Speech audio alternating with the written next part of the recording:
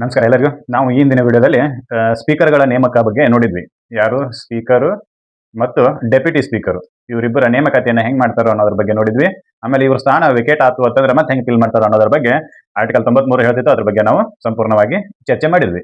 ಈಗ ಇವ್ರ ಸ್ಥಾನ ಹೆಂಗ್ ಖಾಲಿ ಆಕೈತಿ ಅನ್ನೋದ್ರ ಬಗ್ಗೆ, ಈಗ ತುಂಬಿದ ನಂತರ ಅದು ಖಾಲಿ ಆಗ್ಬೇಕು, ಹೆಂಗ್ ಖಾಲಿ ಆಕೈತಿ ಅನ್ನೋದ್ರ ಬಗ್ಗೆ ಚರ್ಚೆ ಮಾಡಬೇಕು. ಅದನ್ನ ಆರ್ಟಿಕಲ್ 94 ವಿಸ್ತೃತವಾಗಿ ಡಿಸ್ಕ್ರೈಬ್ ಮಾಡ್ತೈತಿ, ವಿವರಣೆಯನ್ನು ಕೊಡ್ತೈತಿ. ಅದೇನ್ ಹೇಳ್ತೈತಿ, ಯಾವ ರೀತಿ ಅವರ ಸ್ಥಾನಗಳು ಖಾಲಿ ಆಗ್ತವೆ, ಖಾಲಿ ಆದ ನಂತರ ಹೆಂಗ್ ಫಿಲ್ ಮಾಡಬೇಕು ಅನ್ನೋದ್ರ ಬಗ್ಗೆ ಆರ್ಟಿಕಲ್ 94 ನಮಗೆ ವಿವರಣೆಯನ್ನು ಕೊಡ್ತೈತಿ. ಅದ್ರ ಬಗ್ಗೆ ಇವತ್ತು ಚರ್ಚೆ ಮಾಡೋಣ. ಸರಿ, ಆರ್ಟಿಕಲ್ 94 ಏನ್ ಹೇಳ್ತೈತಿ ಅನ್ನೋದನ್ನ ಈಗ ಚರ್ಚೆ ಮಾಡೋಣ. A member holding office as a speaker or deputy speaker of the houses of the people. ಯಾವ್ದ್ರ ಬಗ್ಗೆ ಚರ್ಚೆ ಮಾಡಕತ್ತೀವಿ ಅಂತಂದ್ರೆ ಲೋಕಸಭೆಯ ಬಗ್ಗೆ ಚರ್ಚೆ ಮಾಡತ್ತೀವಿ. ಯಾವ ಸಭೆ? ಲೋಕಸಭೆ. ಇದು ನಮಗೆ ಗೊತ್ತಿರಬೇಕು, ಹೌದಾ? ಈ ಲೋಕಸಭೆಯಲ್ಲಿ ಸ್ಪೀಕರ್, ಸಭಾಪತಿ ಮತ್ತು ಉಪಸಭಾಪತಿ ಸ್ಥಾನಗಳನ್ನು ಹೊಂದಿರತಕ್ಕಂಥ ವ್ಯಕ್ತಿಗಳು ಯಾವ ರೀತಿ ತಮ್ಮ ಸ್ಥಾನಗಳನ್ನು ಖಾಲಿ ಮಾಡಬಹುದು ಅನ್ನೋದ್ರ ಬಗ್ಗೆನೇ ಚರ್ಚೆ ಇವತ್ತು, ಹೌದಾ? A member holding office as a speaker or deputy speaker of the houses of the people.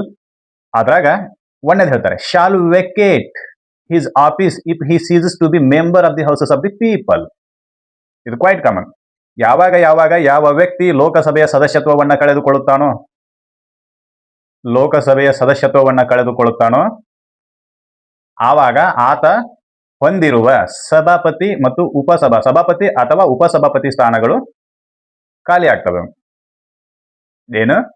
ಯಾವ ವ್ಯಕ್ತಿ ಲೋಕಸಭೆಯ ಸದಸ್ಯತ್ವವನ್ನು ಕಳೆದುಕೊಳ್ಳುತ್ತಾನೋ, ಲೋಕಸಭೆಯ ಸದಸ್ಯತ್ವವನ್ನು ಕಳೆದುಕೊಂಡ ತಕ್ಷಣ ಆ ವ್ಯಕ್ತಿ ಏನಾದರೂ ಸಭಾಪತಿ ಅಥವಾ ಉಪಸಭಾಪತಿ ಆಗಿದ್ದ ಅಂತಂದ್ರೆ ಆ ವ್ಯಕ್ತಿಯ ಸ್ಥಾನವೂ ಕೂಡ, ಸಭಾಪತಿ ಮತ್ತು ಉಪಸಭಾಪತಿಯ ಸ್ಥಾನವೂ ಕೂಡ ಆಟೋಮೆಟಿಕ್ ಸೀಸ್ ಆಗ್ತೈತಿ, ರದ್ದಾಕೈತಿ ಅಂತ.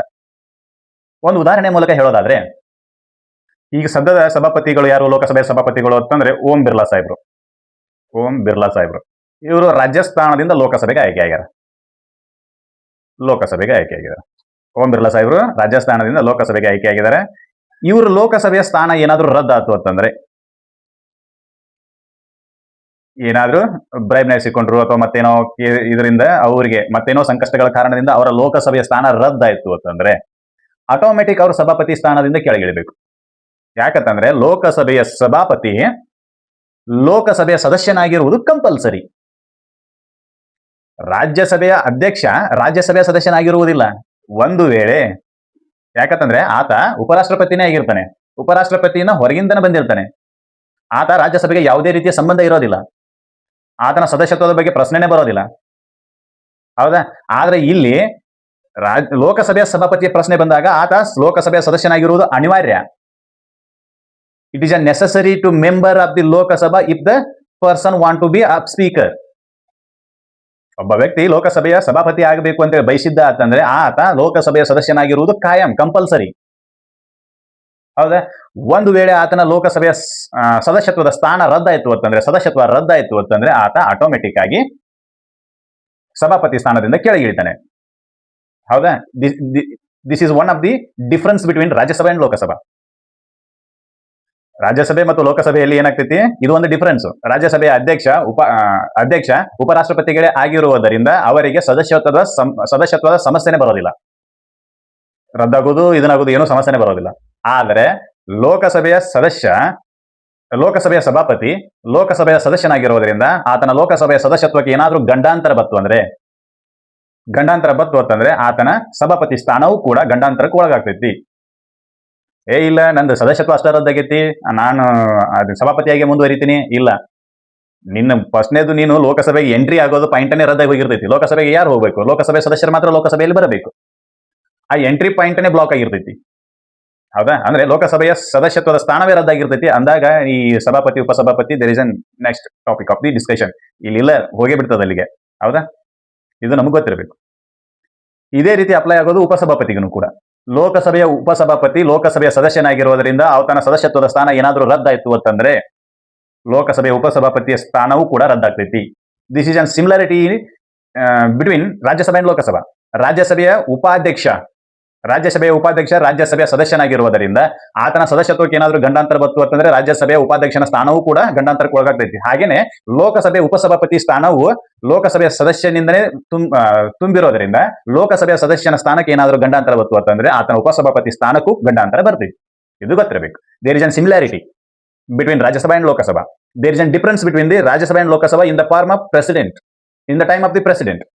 ಅಧ್ಯಕ್ಷರಿಗೆ ಸಂಬಂಧಿಸಿದಂತೆ ರಾಜ್ಯಸಭೆ ಮತ್ತು ಲೋಕಸಭೆಯಲ್ಲಿ ವ್ಯತ್ಯಾಸಗಳಿವೆ, ಆದರೆ ಉಪಾಧ್ಯಕ್ಷರಿಗೆ ಸಂಬಂಧಿಸಿದಂತೆ ಮತ್ತು ಉಪಸಭಾಪತಿಗಳಿಗೆ ಸಂಬಂಧಿಸಿದಂತೆ ಅಲ್ಲಿ ಹೋಲಿಕೆಗಳಿವೆ. ಒಂದೇ ತೆರನಾದ ಹೋಲಿಕೆಗಳಿವೆ. ಏನು? ರಾಜ್ಯಸಭೆಯ ಉಪಾಧ್ಯಕ್ಷನು ಕೂಡ ರಾಜ್ಯಸಭೆಯ ಸದಸ್ಯರಿಂದ ಆಯ್ಕೆಯಾಗಿರ್ತಾನೆ ಮತ್ತು ಆತನ ಸದಸ್ಯತ್ವ ರಾಜ್ಯಸಭೆಗೆ ಸಂಬಂಧಿಸಿದಂತೆ ಇರಲೇಬೇಕು. ಆತ ರಾಜ್ಯಸಭೆಯ ಸದಸ್ಯನಾಗಿರಲೇಬೇಕು. ಹೌದಾ? ಇಲ್ಲಿ ಲೋಕಸಭೆಯಲ್ಲಿ ಉಪಸಭಾಪತಿ ಏನಾಗಿರ್ಬೇಕು? ಲೋಕಸಭೆಯ ಸದಸ್ಯನಾಗಿರಲೇಬೇಕು. There is an precondition. ಇದು ನಮಗೆ ಗೊತ್ತಿರಬೇಕು. ಇರ್ಲಿಲ್ಲ ಅಂತಂದ್ರೆ ಇಲ್ಲಿಗೆ ಏನಾಕೈತಿ ಅಂತಂದ್ರೆ ಇವ PHನವರಿಗೆ ಸಿಕ್ಕೊಂಡು ಕ್ವಶನ್ ಕೇಳಿದಾಗ ನಾವು ಯಾಮಾರ್ತೀವಿ. ಹೌದಾ? ನಾವು ಲೋಕಸಭೆ ಮತ್ತು ರಾಜ್ಯಸಭೆಯನ್ನು ಓದಬೇಕಾದ್ರೆ ಸ್ವಲ್ಪ ಕಂಪ್ಯಾರಿಸನ್ ಮಾಡ್ಕೋತ ಓದಿದ್ವು ಅಂದ್ರೆ ನಮಗೆ ನೆನಪಿರ್ಬೇಕು ಯಾವ ಹಂತದಲ್ಲಿ ಲೋಕಸಭೆ ರಾಜ್ಯಸಭೆಗಿಂತ ಭಿನ್ನವಾಗಿದೆ ಅಂತೇಳಿ. ಹೌದಾ? ಇರ್ಲಿ, ಅದೇನಾರ ಇರ್ಲಿ. ಈಗ ಮುಂದೆ ನೋಡೋಣ. ಕುರ್ಚಿ ಖಾಲಿ ಮಾಡುವ ಎರಡನೇ ವಿಧ ಹೆಂಗೈತಿ ಅಂತೇಳಿ ನೋಡೋಣ. ಯಾವ ಕುರ್ಚಿ? ಲೋಕಸಭೆಯ ಸಭಾಧಿಪತಿಯ ಕುರ್ಚಿ ಖಾಲಿ ಮಾಡುವ ಎರಡನೇ ವಿಧ. ಒಂದನೇ ವಿಧ ಆತನ ಸದಸ್ಯತ್ವ ರದ್ದಾಯ್ತು ಅಂತಂದ್ರೆ. ಎರಡನೆಯ ವಿಧ ಹೆಂಗೈತಿ ನೋಡೋಣ. May at any time by writing under his hand addressed if such a member is the speaker to the deputy speaker and if such a member is the deputy speaker to the speaker resign his office. ಏನಿದೆ ಹಿಂಗಂದ್ರೆ ಅಂತಂದ್ರೆ ಯಾವುದೇ ಸಮಯಕ್ಕೆ ಇಲ್ರಿ ಇವತ್ತು ಪಂಚಕೈತಿ ನೀವು ರಾಜೀನಾಮೆ ಕೊಡ್ಬೇಡ್ರಿ, ಇವತ್ತು ಮೂಲ ನಕ್ಷತ್ರ ಐತಿ ರಾಜೀನಾಮೆ ಕೊಡ್ಬೇಡ್ರಿ, ಆ ರೀತಿ ಯಾವುದೇ ರೀತಿ ಬಂಧನಗಳಿಲ್ಲ. ಗೊತ್ತಿರಬೇಕು. ಯಾವುದೇ ಸಮಯದಲ್ಲಿ, ಇವನ್ ಡೇ ಅಂಡ್ ನೈಟ್. ಇವತ್ತು ಹಗಲೈತ್ರಿ ಹಗಲದಷ್ಟೇ ಕೊಡಬೇಕು, ನೀವು ರಾತ್ರಿ ಕೊಡತ್ತೀರಿ, ಸಂಬಂಧ ಇಲ್ಲ. 24/7 ದೇರ್ ಇಸ್ ಅನ್ ಆಫೀಸ್. ಹೌದಾ? ನೆನಪಿರ್ಬೇಕು ನಮಗೆ. ಮೇ ಅಟ್ ಎನಿ ಟೈಮ್ ಅಂತ ಬರ್ದಾರೋ ಅಂತಂದ್ರೆ ಹಗಲತ್ ಅಷ್ಟಲ್ಲ. May at any time it includes day. One day means day and night. ಅದು ಗೊತ್ತಿರಬೇಕು. ಹೌದಾ? By writing under his hand addressed if such a member of the speaker to the deputy speaker and such a member is the deputy speaker to the speaker resign his office. ಇಲ್ಲಿಗೆ article 94 ಉಪಬಂಧ ಏನ್ ಹೇಳ್ತಿತ್ತು ಅಂತಂದ್ರೆ ಅವರ ಸದಸ್ಯತ್ವ ರದ್ದಾದರೆ ಮಾತ್ರ ಅವರ ಸ್ಥಾನಗಳು ಕೂಡ ಖಾಲಿ ಆಗ್ತಾವಂತೆ. ಇಲ್ಲಿ ಸದಸ್ಯತ್ವ ರದ್ದಾಗೋದಿಲ್ಲ. ಫಾರ್ ಎಕ್ಸಾಂಪಲ್, ಈಗ ಓಂ ಬಿರ್ಲಾ ಅವರು ಏನದಾರು ಅಂತಂದ್ರೆ ಸಭಾಪತಿ ಇದಾರೆ. ಅವರಿಗೆ ಸಭಾಪತಿ ಕೆಲಸ ಮಾಡೋದು ಇಷ್ಟ ಇಲ್ಲ ಅಂತಂದ್ರೆ ಅವರು ಉಪಸಭಾಪತಿಗೆ, ಯಾರಿಗೆ? ಉಪಸಭಾಪತಿಗೆ ರಾಜೀನಾಮೆ ಕೊಟ್ಟು ಆ ಸ್ಥಾನದಿಂದ ಕೆಳಗಿಳಿಬಹುದು. ಅಂದ್ರೆ ಒಂದು ವಿಷಯ ಕ್ಲಿಯರ್ ಆಗ್ತೈತಿ. ಸಭಾಪತಿ ಉಪಸಭಾಪತಿಗೆ ರಾಜೀನಾಮೆ ಕೊಡಬೇಕು. ಪ್ರಧಾನಮಂತ್ರಿಗೆ, ರಾಷ್ಟ್ರಪತಿಗೆ ಯಾರಿಗೂ ಇಲ್ಲ.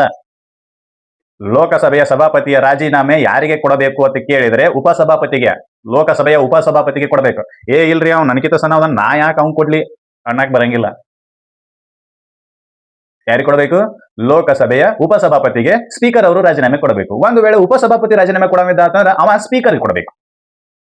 ಒಂದು ವೇಳೆ ಲೋಕಸಭೆಯ ಉಪಸಭಾಪತಿ ರಾಜೀನಾಮೆ ಕೊಡಕತ್ತಿದ್ರು ಅಂತಂದ್ರೆ ಅವ್ರು ಯಾರಿಗೆ ಕೊಡಬೇಕು ಅಂತಂದ್ರೆ ಸಭಾಪತಿ ಕೊಡಬೇಕು. ಅರ್ಥ ಆಯ್ತು ಅಂತ ಅನ್ಕೊಂತೀನಿ. ಅಂದ್ರೆ ಇಲ್ಲಿ ಕೊಡುಗೆ ಯಾವ ಆಯ್ತು. ನಾನು ನಿನ್ನ ಕೊಡೋದು, ನೀನು ನನಗೆ ಕೊಡೋದು ಅಷ್ಟೇ, ಬೇರೆ ಯಾರಿಗೂ ಇಲ್ಲ. ಅಂದ್ರೆ ಸಭಾಪತಿ ಉಪಸಭಾಪತಿ ಏನಾದ್ರು ರಿಸೈನ್ ಮಾಡೋರಿದ್ರು ಅಂತಂದ್ರೆ, ರಾಜೀನಾಮೆ ಕೊಡೋರಿದ್ರು ಅಂತಂದ್ರೆ ಸಭಾಪತಿ ಉಪಸಭಾಪತಿ ಕೊಡಬೇಕು, ಉಪಸಭಾಪತಿ ಸಭಾಪತಿ ಕೊಡಬೇಕು. There is no role of the president, vice president, prime minister and judges of the supreme court. ಇಲ್ಲಿ ಅವ್ರದ್ದು ಯಾರ್ದು ಪಾತ್ರವೇ ಇಲ್ಲ, ರೋಲ ಇಲ್ಲ. There is no role at all.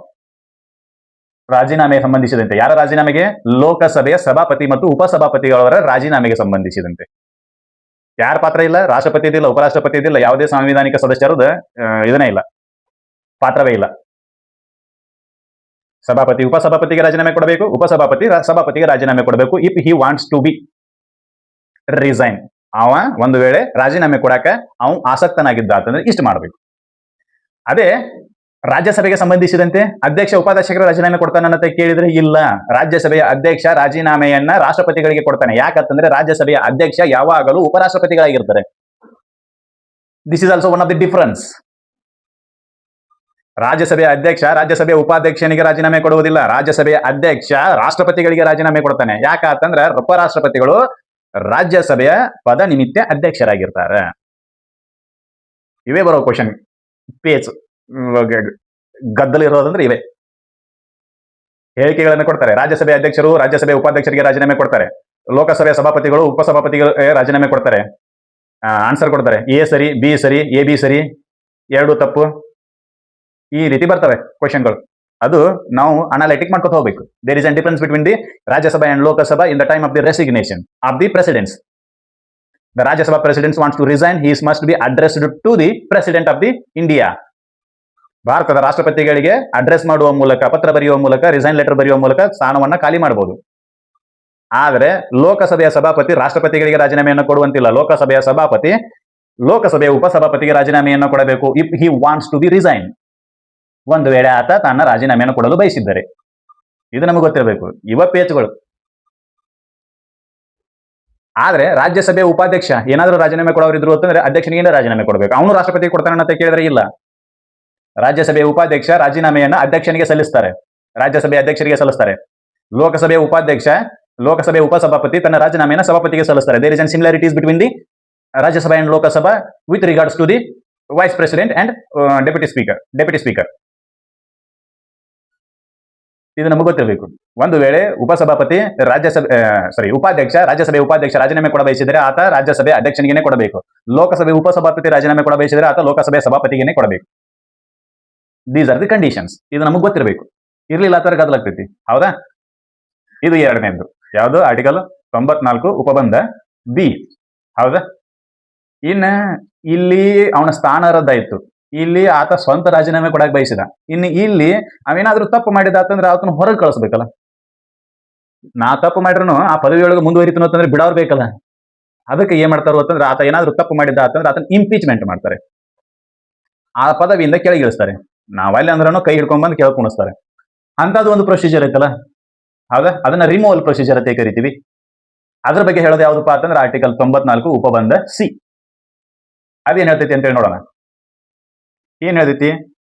Persons who is appointed as a speaker or deputy speaker, he may be removed from his office by resolution of the House of the People passed by majority of all the then members of the houses. ಯಾವುದೇ ಒಬ್ಬ ವ್ಯಕ್ತಿ ಸಭಾಪತಿ ಅಥವಾ ಉಪಸಭಾಪತಿ ಆಗಿದ್ದ ಅಂತಂದ್ರೆ ಆತನನ್ನ ಸ್ಥಾನದಿಂದ ಕೆಳಗಿಳಿಸುವ ಸಲುವಾಗಿ ಒಂದು ಟರಾವನ್ನ ಪಾಸ್ ಮಾಡಬೇಕು. ದೇರ್ ಇಸ್ ಎನ್ ಟರಾವ್ ರೆಸೊಲ್ಯೂಷನ್.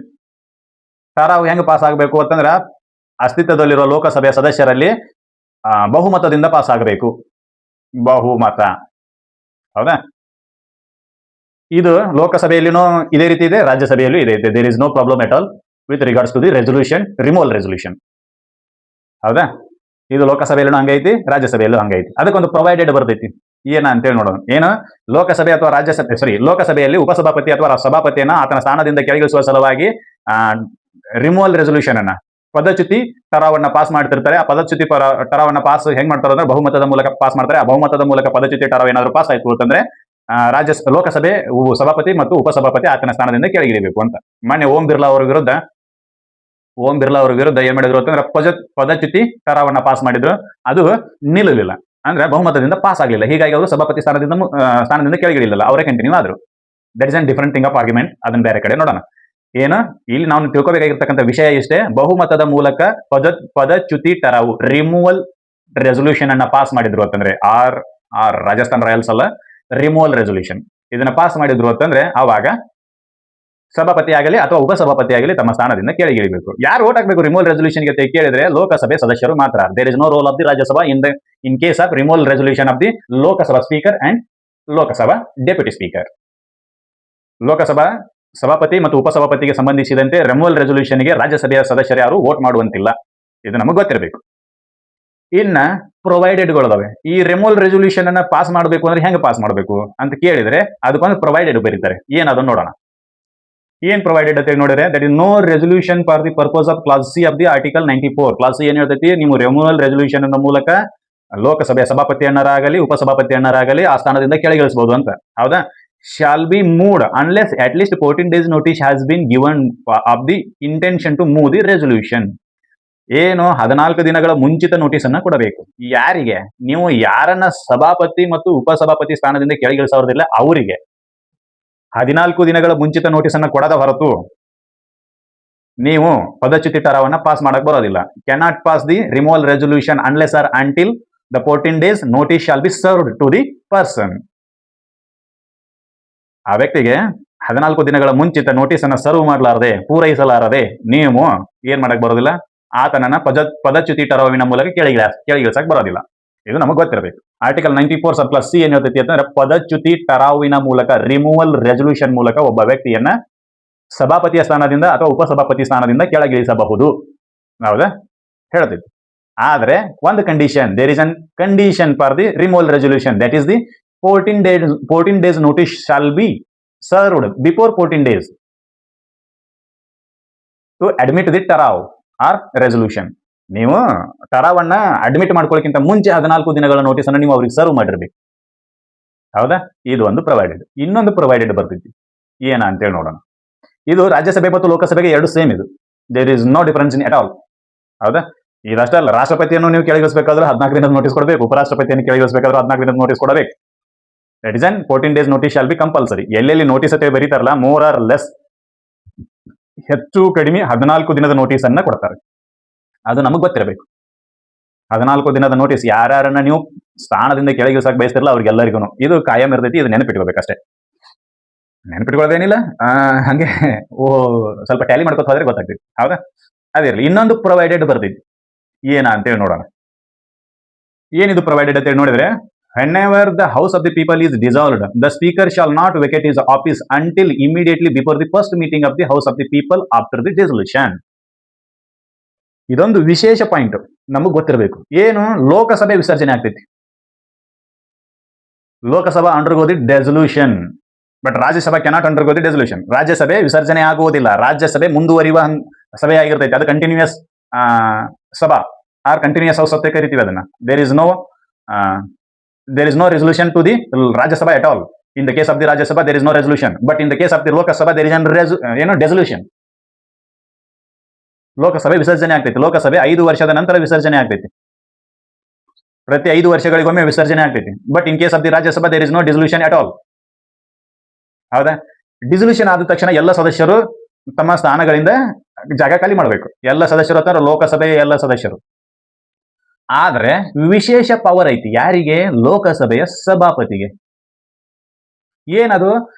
ಇವತ್ತು ಲೋಕಸಭೆ ಡಿಸಾಲ್ವ್ ಆಯ್ತು, ವಿಸರ್ಜನೆ ಆಯ್ತು ಅಂತಂದ್ರ ಆವಾಗ ಆತನು ಕೂಡ ತನ್ನ ಸ್ಥಾನವನ್ನ ಖಾಲಿ ಮಾಡುವಂತಿಲ್ಲ. He cannot vacate his office in the case of the dissolution. ಎಲ್ಲಿವರೆಗೂ ಸ್ಥಾನವನ್ನ ಖಾಲಿ ಮಾಡುವಂತಿಲ್ಲ ಅಂತಂದ್ರ ಲೋಕಸಭೆ ಮರು ಆಯ್ಕೆಯಾಗಿ ಮೊದಲ ಮೀಟಿಂಗ್ ನಡೀತಿರಲಿಲ್ಲ. ಫಸ್ಟ್ ಮೊದಲ ಮೀಟಿಂಗ್ ಮುಂಚೆ ಆತ ತನ್ನ ಸ್ಥಾನದಿಂದ ಖಾಲಿ ಆಗ್ತಾನೆ. ಅಂದ್ರೆ ಒಂದು ನಿಮಿಷ ನಿಮಗೆ ಕ್ಲಿಯರ್ ಆಗಿ ಹೇಳ್ತೀನಿ. ಈಗ ಓಂ ಬಿರ್ಲಾ ಅವರು ಏನು ಲೋಕಸಭೆಯ ಸಭಾಪತಿ ಅದಾರೆ. ಈಗ ಲೋಕಸಭೆ ಇವತ್ತು ವಿಸರ್ಜನೆ ಆಯ್ತು. ವಿಸರ್ಜನೆ ಅಂತಂದ್ರೆ ಮತ್ತೆ ಎಲೆಕ್ಷನ್ ಹೋಗೋರು ಅವರು, ಜನರಲ್ ಎಲೆಕ್ಷನ್ಗೆ. ಇವತ್ತು ಎಷ್ಟು ತಾರೀಕು? 18/5/2026 ಇವತ್ತಿನ ತಾರೀಕು. ಇವತ್ತು ಡಿಸಾಲ್ವ್ ಆಯ್ತು. ಡಿಸಾಲ್ವ್ ಆದ ನಂತರ ಈ ಎಲೆಕ್ಷನ್ ಡೇಟ್ ಅನ್ನ ಅನೌನ್ಸ್ಮೆಂಟ್ ಮಾಡ್ತಾರೆ. ಎಲೆಕ್ಷನ್ ಯಾವಾಗ ನಡೀಬೇಕು ಅಂತಂದ್ರೆ 1/1/2026. ಇದು ಗೌರ್ಮೆಂಟ್ ಬರ್ತ್ಡೇ ಎಲ್ಲರದು ಇರಲಿ. ಯಾರು 2026 ಕಾಲೇಜ್ ಇದಕ್ಕೆ ಅಡ್ಮಿಷನ್ ಮಾಡ್ತಿರ್ತಾರಲ್ಲ ಅವ್ರು ಮೋಸ್ಟ್ ಆಫ್ ದಿ ಕೇಸ್ ಇದೇ ಬರ್ತ್ಡೇನ ಹಚ್ಕೊತಾರೆ. ಇರಲಿ, ಅದು ಸೆಕೆಂಡ್ರಿ. ನಾವಿದ್ದಾಗಿತ್ತು ಈಗೆಲ್ಲಾನು ಬರ್ತ್ಡೇ ಫುಲ್ ಕ್ಲಾರಿಟಿ ಮೇಲೆ ಹಚ್ಕೊಂತಾರೆ. ಮತ್ತೆ ಬೇರೆ ಇವ್ರದ್ದು ಎಲೆಕ್ಷನ್ ಇಲ್ಲಿ ನಡೀತಿದ್ವಿ 1/1/2026. ಎಲೆಕ್ಷನ್ ನಡೆದ ನಂತರ ಲೋಕಸಭೆ ಅಸ್ತಿತ್ವಕ್ಕೆ ಬರ್ತೈತಿ. ಅದು 15/6/2026 ಅನ್ಕೊಳ್ಳೋಣ. 15/6/2026 ಹೊಸ ಲೋಕಸಭೆ ಅಸ್ತಿತ್ವಕ್ಕೆ ಬರ್ತೈತಿ. ಈ ಹೊಸ ಲೋಕಸಭೆ ಫಸ್ಟ್ ಮೀಟಿಂಗ್ ಅನ್ನ ಸೇರ್ತಾರೆ. ಫಸ್ಟ್ ಗ್ಯಾದರಿಂಗ್ ಅಂತ ಕರಿತೀವಿ. ಸೇರ್ತಾರೆ. ಅದು ಸೇರುವ ತಾರೀಕು 20/6/2026 ಅನ್ಕೊಳ್ಳೋಣ. 20/6/2026 ಅವ್ರು ಫಸ್ಟ್ ಮೀಟಿಂಗ್ ಮಾಡೋರ್ತಾರೆ. ಯಾವಾಗ ಇವರು ರಾಜೀನಾಮೆ ಕೊಡಬೇಕು ಅಂದ್ರೆ, ಹಳೆ ಓಂ ಬಿರ್ಲಾ ಅವರು ಯಾವಾಗ ರಾಜೀನಾಮೆ ಕೊಡಬೇಕು ಅಂದ್ರೆ 20/6/2026 ಏನ ರಾಜೀನಾಮೆ ಸಂಬಂಧ ಬರೋದಿಲ್ಲ ಇವರಿಗೆ, ಡಿಸಲ್ಯೂಷನ್ ಆದಾಗ 20/6/2026 ಏನು ಫಸ್ಟ್ ಮೀಟಿಂಗ್ ಮಾಡ್ತಿರ್ತಾರಲ್ಲ ಅದಕ್ಕಿಂತ ಜಸ್ಟ್ ಬಿಫೋರ್. ಈಗ ನಾವೆಲ್ಲರೂ ಶಿರಾವರ್ದೀವಿ ಅಂತೇಳಿ ಹೇಳಿದ ತಕ್ಷಣ ಇವರು ಆ ಸ್ಥಾನದಿಂದ ಕೆಳಗಿಳಿತಾರೆ. ಅಂದ್ರೆ ಲೋಕಸಭೆ ಡಿಸಾಲ್ವ್ ಆದ ತಕ್ಷಣ ಸಭಾಪತಿಯವರು ತಮ್ಮ ಸ್ಥಾನದಿಂದ ಕೆಳಗಿಳಿಯುವ ಅವಶ್ಯಕತೆ ಇಲ್ಲ, ಕೆಳಗಿಳಿಯುವಂತಿಲ್ಲ. ಕ್ವಶನ್ ಕೇಳ್ತಾರೆ, ಲೋಕಸಭೆ ವಿಸರ್ಜನೆಯಾದ ತಕ್ಷಣ ಎಲ್ಲರೂ ಕೂಡ ಲೋಕಸಭೆಯ ಸದಸ್ಯರೆಲ್ಲರೂ ಕೂಡ ತಮ್ಮ ಸ್ಥಾನಗಳನ್ನು ಕಳೆದುಕೊಳ್ತಾರೆ ಅಂತ ಕೇಳಿದ್ರೆ ನೋ, ಆನ್ಸರ್ ಇಲ್ಲ ಅಂತಾನೆ. ಯಾಕ ಅಂತಂದ್ರೆ ಸಭಾಪತಿ ಇನ್ನೂ ಕಂಟಿನ್ಯೂಸ್ ನಾಗಿ ಇರ್ತಾರೆ. ಆತ ತನ್ನ ಸ್ಥಾನದಲ್ಲಿಯೇ ಮುಂದುವರಿತಿರ್ತಾರೆ. ಅದಕ್ಕೆ ಪ್ರೊವೈಡೆಡ್ ಬರ್ತಾರೆ. ಯಾಕೆ ಮುಂದುವರಿತಿರ್ತಾರೆ ಅಂತ ಕೇಳಿದ್ರೆ there is an administrative work. ಆಡಳಿತಕ್ಕೆ ಸಂಬಂಧಿಸಿದಂತೆ ಕೆಲವೊಂದಿಷ್ಟು ಕೆಲಸ ಕಾರ್ಯಗಳು ಇರುವುದರಿಂದ ಆ ಕೆಲಸ ಕಾರ್ಯಗಳನ್ನು ನಿರ್ವಹಿಸುವ ಸಲುವಾಗಿ ಸಭಾಪತಿಯವರು ಬೇಕೇ ಬೇಕಾಗಿರ್ತಾರೆ. ಆಗ ಸಭಾಪತಿ ಸ್ಥಾನ ಖಾಲಿಯಾಗಿತ್ತು ಅಂತಂದ್ರೆ ಸೈನ್ಯ ಯಾರು ತಗೊಳ್ಳೋದನ್ನು ಕ್ವಶನ್ ಅರೈಸ್ ಆಗ್ತೈತಿ. ಆವಾಗ ಹಿಂದಿನ ಸಭಾಪತಿಯವರೇ ಕಂಟಿನ್ಯೂ ಆಗ್ತಾರೆ. ಎಲ್ಲಿವರೆಗೂ ಕಂಟಿನ್ಯೂ ಆಗ್ತಾರೆ ಅಂತಂದ್ರೆ ಜನರಲ್ ಎಲೆಕ್ಷನ್ ನಡೆದು ಫಸ್ಟ್ ಮೀಟಿಂಗ್ ಜಸ್ಟ್ ಬಿಫೋರ್ ವರೆಗೂ ಕಂಟಿನ್ಯೂ ಆಗ್ತಾರೆ. ಫಸ್ಟ್ ಮೀಟಿಂಗ್ ನ ಜಸ್ಟ್ ಬಿಫೋರ್ ನೆನಪಿಟ್ಕೋರಿ ವರ್ಡ್. ಇದು ನಮಗೆ ಗೊತ್ತಿರಬೇಕು. ಆದ್ರೆ ಇದು ರಾಜ್ಯಸಭೆಯಲ್ಲಿ ಇಲ್ಲ. ಯಾಕಂದ್ರೆ ರಾಜ್ಯಸಭೆ ವಿಸರ್ಜನೆಗೆ ಒಳಗಾಗೋದೇ ಇಲ್ಲ. There is no question of the dissolution with respect to the Rajya Sabha. ಇಲ್ಲವೇ ಇಲ್ಲ ಅಂದ ಬಳಿಕ ಅಲ್ಲಿ ಸಭಾಪತಿ ಮುಂದುವರಿಲಿ ಹಿಂದುವರಿಲಿ ಏನು ಸಂಬಂಧ ಬರೋದಿಲ್ಲ. ಅಲ್ಲಿ ಏನಾಕತಿ ಅಂತಂದ್ರೆ ಉಪರಾಷ್ಟ್ರಪತಿಗಳ ಚುನಾವಣೆ ನಡೆದು ಮತ್ತೊಬ್ಬರು ಹೊಸದಾಗಿ ಆಯ್ಕೆ ಆಗುವವರೆಗೂ ಉಪಸಭಾಪತಿ ಸಭಾಪತಿಯಾಗಿ ಕಾರ್ಯನಿರ್ವಹಿಸಿರ್ತಾರೆ ಅಷ್ಟೇ. There is no question of the dissolution with respect to the Rajya Sabha, but in respect to the Lok Sabha is undergo the dissolution. When Lok Sabha is undergo the dissolution, but Sabhapati cannot be vacate his office until or unless the new legislative assembly will be formed or new Lok Sabha will be formed and yet to the first meeting of the Lok Sabha.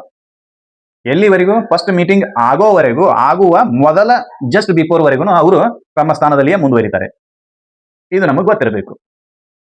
ಏನೇನು ಒಂದನೇದ್ದು ಯಾರು ಸ್ಥಾನಗಳು ಹೆಂಗೆ ಖಾಲಿ ಆಗ್ತಾವ ಅಂತ ಕೇಳಿದ್ರೆ ಸಭಾಪತಿ ಮತ್ತು ಉಪಸಭಾಪತಿಗಳ ಸ್ಥಾನಗಳು ಹೆಂಗೆ ಖಾಲಿ ಆಗ್ತಾವ ಅಂತ ಕೇಳಿದ್ರೆ ಸಭಾಪತಿ ಮತ್ತು ಉಪಸಭಾಪತಿಗಳು ಲೋಕಸಭೆ ಸದಸ್ಯತ್ವವನ್ನು ಕಳ್ಕೊಂಡ್ರು ಅಂತಂದ್ರೆ ಆತನ ಸ್ಥಾನಗಳು ಖಾಲಿ ಆಗ್ತವೆ.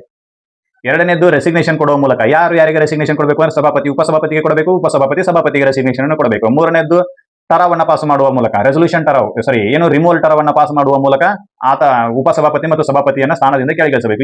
ಈ ಟರಾವನ್ನ ಪಾಸ್ ಮಾಡೋಕ್ಕಿಂತ ಮುಂಚೆ ಏನ್ ಮಾಡಬೇಕು ಅಂದ್ರೆ 14 ದಿನಗಳ ನೋಟಿಸ್ ಅನ್ನು ಕೊಡಬೇಕು. 14 ದಿನಗಳ ಮುಂಚಿತವಾಗಿ ನೋಟಿಸ್ ಕೊಡಬೇಕು. ಇನ್ನು ನಂತರ ಲೋಕಸಭೆ ಸಭಾಪತಿ ಸ್ಥಾನ ಲೋಕಸಭೆ ವಿಸರ್ಜನೆ ಆದ ಕೂಡಲೇ ಖಾಲಿ ಆಗುವಂತಿಲ್ಲ. ಹೊಸ ಲೋಕಸಭೆ ಅಸ್ತಿತ್ವಕ್ಕೆ ಬರುವ ಸ್ವಲ್ಪ ಹೊತ್ತಿನ ಮುಂಚಿನವರೆಗೂ ಅವರು ತಮ್ಮ ಸ್ಥಾನದಲ್ಲಿ ಮುಂದುವರಿತಾರೆ. ಇದು ಗೊತ್ತಿರಬೇಕಾಗಿರ್ತಕ್ಕಂಥ ವಿಷಯ. ಹೌದಾ? ಇದಿಷ್ಟು ಮಾಹಿತಿ ಆರ್ಟಿಕಲ್ 94 ಬಗ್ಗೆ. ಮುಂದಿನ ವಿಡಿಯೋದಲ್ಲಿ ಆರ್ಟಿಕಲ್ 95 ಬಗ್ಗೆ ಚರ್ಚೆ ಮಾಡೋಣ. ಈ ವಿಡಿಯೋದಲ್ಲಿ ನಿಮಗೆ ನೀಡತಕ್ಕಂಥ ಮಾಹಿತಿ ಎಲ್ಲರಿಗೂ ಇಷ್ಟ ಆಗೈತೆ ಅಂತ ಅನ್ಕೊಂತೀನಿ. ಇಷ್ಟ ಆಗಿದ್ದರೆ ಈ ಮಾಹಿತಿಯನ್ನು ಎಲ್ಲರಿಗೂ ಶೇರ್ ಮಾಡಿ, ನಮ್ಮ ಚಾನಲ್ ಅನ್ನು ಸಬ್ಸ್ಕ್ರೈಬ್ ಮಾಡಿ. ಮುಂದಿನ ವಿಡಿಯೋದಲ್ಲಿ ಆರ್ಟಿಕಲ್ 95 ಬಗ್ಗೆ ಚರ್ಚೆ ಮಾಡೋಣ. ಅಲ್ಲಿವರೆಗೂ ಧನ್ಯವಾದ.